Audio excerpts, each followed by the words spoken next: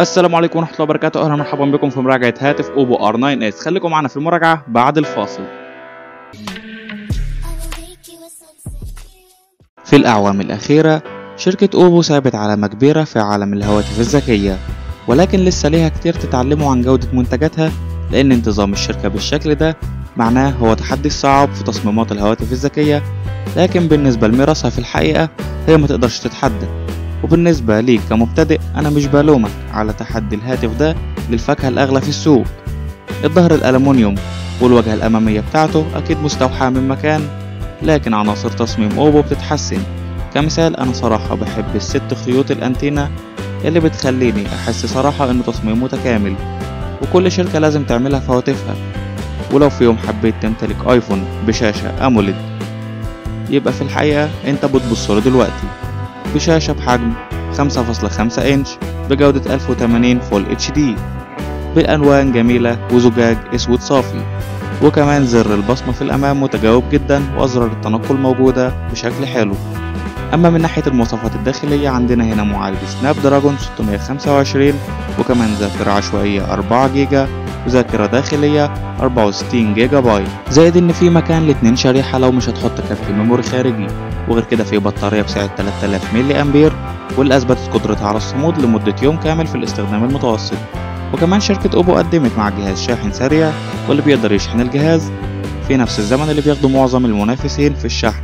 صراحة عجبني جدا، والجهاز هيجي بواجهة كولر OS الجيل الثالث واللي شغال على نظام أندرويد 6 مارشميلو. طبعا الجهاز كامل أندرويد، بس لازم تعرف إن ال OS ما فيهوش حاجة شبه الأندرويد، حتى لون الأيقونات مش شكل الأندرويد، وزرار التنقل وحتى أشكال قوائم الخيارات حتى الإشعارات كلها بتبين لك وبتشعرك إنها تشابه نظام iOS.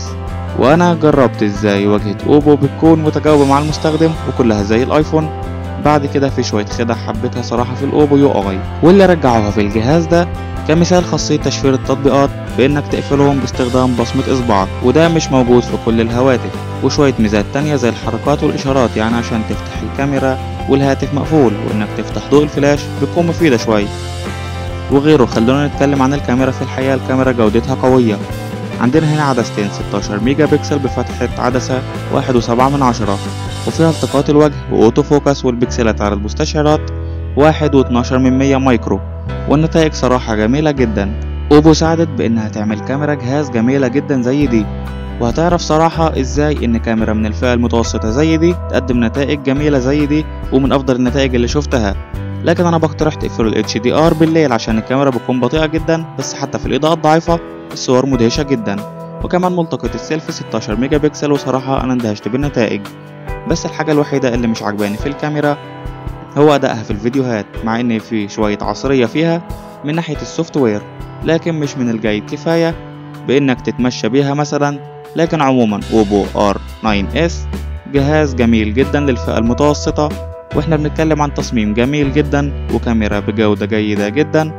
ومقارنة بالاندرويد انا عايز اقول انه بيحسسك اكتر انه ايفون، وعايز اقول ان سعره منحدر شوية عن المنافسين من الفئة المتوسطة اللي زيه زي ون بلس 3T، قريب جدا من الفئة دي. لكن لو انت عايز هاتف اندرويد شكله ومعاملته شبه الايفون مفيش احسن لك من الهاتف ده صراحة.